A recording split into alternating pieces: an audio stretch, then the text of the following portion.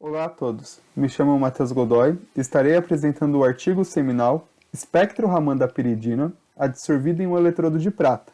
Essa iniciativa faz parte do programa de pós-graduação do FABC, inserida na disciplina de Química Integrada 3. Espero que as discussões trazidas aqui sejam interessantes e úteis para todos que querem conhecer mais sobre a história da eletroquímica, da espectroeletroquímica, da eletrocatálise e de publicações científicas no geral. Os exemplos mais explícitos de um artigo seminal são aqueles que relatam descobertas marcantes que são estudadas intensivamente, sendo agregadas a posteriori em um artigo tronco, que permite a disponibilidade dessa informação de maneira mais concisa para gerações de novos pesquisadores gerarem artigos relacionados ao tema.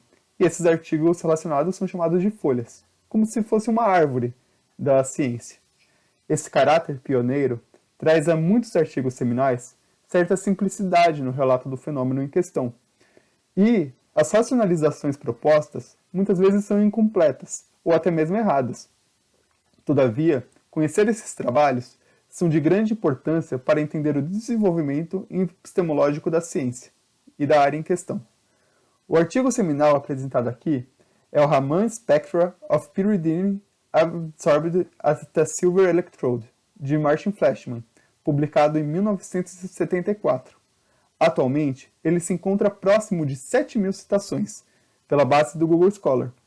E como o título pode inferir, se trata de uma observação experimental simples, mas que teve resultados surpreendentes, que impactaram a academia e o rumo de inúmeras pesquisas realizadas nos anos posteriores à publicação desse artigo. Antes de apresentar qual foi essa descoberta e a razão de sua importância, é imprescindível que falemos antes sobre o principal fenômeno relacionado a este trabalho, o espalhamento Raman. Em 1928, Raman, um cientista indiano, descobriu uma nova forma pela qual fótons refletidos por uma substância pura se espalhavam. Usando equipamentos bem simples, ele visualizou fótons com comprimentos de onda menores, ou seja, que possuíam mais energia do que aqueles que eram incididos na amostra e que possuíam diferentes polaridades, o que excluía a possibilidade de ser um fenômeno de absorção ou emissão a nível eletrônico. O espalhamento da luz, que pode ser interpretado, com algumas ressalvas, como a absorção e emissão do fóton de maneira instantânea, geralmente ocorre de forma elástica, isto é, o fóton espalhado tem a mesma energia que o recebido pela molécula. Todavia, uma pequena parcela dessa luz pode ser espalhada de maneira inelástica, com diferentes energias, devido à interação com os modos vibracionais e rotacionais da molécula. Na representação abaixo, temos uma forma de ver esse fenômeno em um diagrama de Jablonski simplificado. Temos essa absorção ou emissão instantânea mediada por um estado virtual, que é uma racionalização apenas ilustrativa, devido à impossibilidade de tal transição quântica nos níveis energéticos de uma molécula. No diagrama esquerdo, o fóton é espalhado de maneira elástica, também chamado de espalhamento Rayleigh. E do lado direito, temos o fenômeno de espalhamento inelástico, que pode ser de menor energia, como nesse caso, chamado de espalhamento Stokes, ou de maior energia, chamado de espalhamento anti-Stokes. Esse fenômeno vibracional, rotacional, foi publicado também no artigo seminal A New Type of Secondary Radiation, que em pouco tempo foi reconhecido internacionalmente como uma descoberta fundamental da química e da física, conferindo ao Raman, em 1930, o Prêmio Nobel pela contribuição deste trabalho. Vamos ver agora como a caracterização desse fenômeno foi inserido na química para a caracterização de moléculas orgânicas e inorgânicas e as principais dificuldades de sua adoção como técnica espectroscópica. A história da instrumentalização do espectroscópio Raman é feita através de saltos tecnológicos. Os componentes de hardware mais impactantes para a formação dos instrumentos utilizados hoje em dia, tanto em escala laboratorial quanto em escala industrial, são a presença dos filtros de rejeição do espalhamento do tipo Rayleigh, o surgimento de lasers compactos e de alta potência, a presença do detector CCD, o refinamento de diversos dispositivos ópticos e também o uso de computadores e softwares para acompanhar esse processo. Vamos ver pelo esquema, no slide, algumas dessas partes instrumentais. O Raman, de forma mais básica, funciona a partir de um laser, um sistema de amostragem, um separador de ondas e um detector.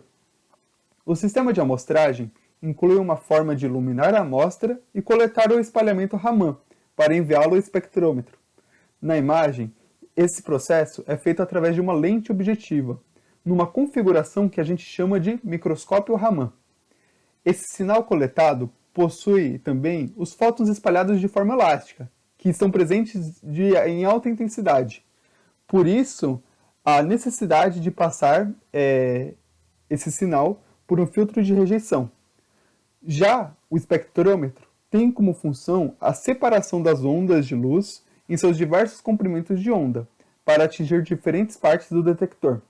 Esse processo de separação é feito pelo espectrógrafo, compostos de espelhos, grades de difração ou prismas. É importante salientar que aspectos específicos desses itens fogem do escopo dessa apresentação, mas de maneira geral, pode-se dizer que a principal barreira a ser contornada aqui é a fraca intensidade dos fótons do espalhamento Raman, que chegam ao detector. Lembre-se que esse é um fenômeno raro.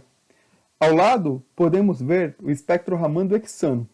Os picos são bem distinguíveis e têm boa intensidade, mas é importante saber que o mesmo foi obtido com a coleta de sinais por longos períodos de tempo, do hexano puro. Assim, qualquer esforço que vise contornar essa barreira terá grande impacto para a instrumentalização e a aplicação dessa técnica em mais situações, o que nos leva a retornar ao artigo seminal inicialmente citado. Em 74, Fleischmann conduziu um estudo espectroeletroquímico sobre a adsorção da piridina em eletrodos de prata. Para uma melhor contextualização dessa pesquisa, falarei brevemente no que consiste alguns objetivos da eletroquímica e da eletrocatálise no geral, e suas metodologias mais comuns. Através de um condutor chamado eletrodo, pode-se fornecer elétrons para uma reação através de uma fonte externa de energia. A eletrocatálise é o estudo das interações químicas e físicas de uma molécula com um respectivo eletrodo. Uma dessas possíveis interações que ocorrem entre eletrodo e molécula, que possibilita a transferência de elétrons, é o processo de adsorção, no qual temos uma formação de uma ligação química entre essas espécies, podendo dar origem a um processo de catálise heterogênea. Para a realização de um experimento eletroquímico desse tipo, é necessário o uso de uma célula contendo 3 eletrodos, um de trabalho, que conterá o processo reacional estudado, um eletrodo chamado de contraeletrodo, onde a reação redox oposta ocorrerá, permitindo o fluxo de elétrons pelo sistema, e um eletrodo de referência, necessário para o controle da diferença de potencial aplicado ao eletrodo de trabalho. É de grande interesse da eletroquímica acoplar aos seus experimentos técnicas espectroscópicas que permitam a identificação e transformação das espécies na superfície do eletrodo. E com esse objetivo, Fleischmann construiu uma célula eletroquímica, vista aqui no slide, adaptada, que permitia a entrada e coleta do laser de um espectroscópio Raman, incidido no eletrodo, de prata. Esse eletrodo era polarizado, ou seja, um potencial era aplicado a ele, com distintos valores, para estudar as diferentes formas de adsorção da piridina, conforme se ia mudando o potencial. Essa molécula foi escolhida como modelo de estudo por possuir picos bem intensos e característicos no Raman, isso na sua forma pura. Como veremos a seguir, um fato muito curioso se sucedeu desse simples experimento.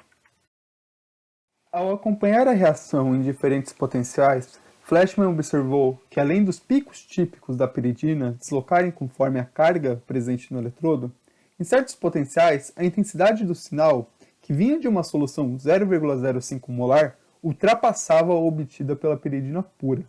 O que até então não fazia sentido, pensando na quantidade extremamente inferior de espécies capazes de espalhar fótons do tipo Raman. Temos os gráficos abaixo, esse fato tal qual representados no artigo original. Note principalmente a superioridade do sinal obtido pela piridina dissolvida em um eletrodo polarizado a menos 0,6 volts, referentes ao eletrodo de calomelano saturado. O deslocamento dos picos e surgimento de novos foi algo racionalizado pelo autor, em termos de mudanças dos modos vibracionais da molécula, ocasionado por 3 fatores principais. O primeiro é a própria interação entre o par de elétrons do nitrogênio que está ligado diretamente ao metal, na sua forma dissolvida, a inclinação da molécula na superfície, conforme a polarização dela muda, e a interação entre a molécula de piridina e as moléculas de água e os íons do eletrólito de suporte presentes na célula. As representações na direita mostram justamente esses efeitos. E embora a atribuição feita para cada caso não seja exatamente acurada, com os dados atuais, para a época foi uma boa estimativa dos processos responsáveis por influenciar nos modos vibracionais de uma espécie absorvida. Todavia, a questão mais chamativa, que foi as intensidades anormais obtidas, não tiveram uma boa explicação, mas o resultado foi tão interessante que levou outros cientistas a replicarem esse sistema e estudarem a origem desse novo efeito. Devido aos intensos esforços de diversos grupos de químicos e físicos, dados foram sendo acumulados e em 1985, o primeiro review mais consolidado deste tema foi publicado por Moscovitz, chamado de Espectroscopia Raman aprimorada por superfície, abreviada como SIRS. De maneira simplificada, entrou-se um consenso de que a amplificação do sinal resultava de uma propriedade óptica intrínseca de determinados metais, que interagiam eletromagneticamente com o laser e com os fótons Raman espalhados. Tal interação é possível devido ao que se chama de ressonância de plasmons superficiais. Plasmons podem ser entendidos como uma quasi-partícula, constituída das oscilações dos elétrons livres nos metais. E para tais oscilações interagirem eletromagneticamente com o Raman, é necessária a presença de nanoestruturas, e os únicos metais que apresentam esse efeito de maneira adequada são a prata, o cobre e o ouro. No gráfico à esquerda, temos uma representação mais atual do mesmo experimento de Raman in situ com a piridina, agora dissolvida sobre diferentes superfícies. Note as distintas escalas de intensidade relativa. O efeito SIRS amplifica o sinal radicalmente nos 3 metais que têm as estruturas de ressonância adequada. E para a platina, que não apresenta tais características, o sinal é bem baixo. Esse conhecimento, aplicado a sistemas eletroquímicos, é de grande importância, visto que com a aplicação de um potencial sobre um eletrodo, mudamos o nível de Fermi do mesmo, e ao fazer isso, influenciamos no efeito SIRS, podendo potencializá-lo ou diminuí-lo, como caracterizado na figura direita. Tal efeito, todavia, ainda é fonte de estudo e configura um sistema bem complexo de racionalização. Sabendo agora que a principal desvantagem do Raman poderia ser superada através da aplicação conjunta de superfícies contendo as propriedades ópticas adequadas, uma nova área de pesquisa bem importante foi consolidada com esse objetivo, buscando novos materiais plasmônicos e estudando como a estrutura dos mesmos influenciavam nesse aprimoramento. Como exemplo desses esforços, temos os materiais construídos pelo grupo do Van Duyn. Na imagem à esquerda, temos um filme de prata montado sobre nanosferas de sílica, que conferem a ele a estrutura geométrica vista ao lado pela microscopia eletrônica de varredura. Tal tipo de estrutura não é apenas desejável por sua alta performance no SIRS, mas também por ser um material reprodutível. Os primeiros experimentos com essa abordagem adotavam técnicas de enrugamento eletroquímico que geravam superfícies desordenadas e de difícil reprodução. Outra abordagem, comum para o avanço desses materiais, é a construção de novos lasers que tenham também um comprimento de onda com uma interação ótima. Veja no gráfico à direita que, ao comparar distintos metais, cada um apresenta o efeito SIRS em uma faixa de comprimento de onda distintos. Isso é muito importante, pois um laser verde de 532 nanômetros, por exemplo, não funcionaria para o ouro e para o cobre, mas funciona muito bem para a prata. Ao facilitar o acesso a materiais para o SURS, naturalmente novos pesquisadores vão se interessando pela técnica e aplicando ela em pesquisas antes inimagináveis para o uso do Raman. Aqui quero mostrar uma nova aplicação em ambiente acadêmico e em campo comercial. Na imagem à esquerda, temos a aplicação direta daquele filme de prata apresentado no slide anterior. Aqui, ele é aplicado sobre a pele de um rato vivo, e através do efeito SURS, ele permite agir como um biosensor para a medida de glicose com alta precisão. Por estarmos falando de uma técnica não invasiva e não destrutiva, isso abre portas para a medicina e a veterinária, de fazer testes que não envolvam a extração de sangue ou tecido. Na imagem à direita, temos a detecção experimental de pigmentos, que são comparados a um banco de dados obtidos através do SURS.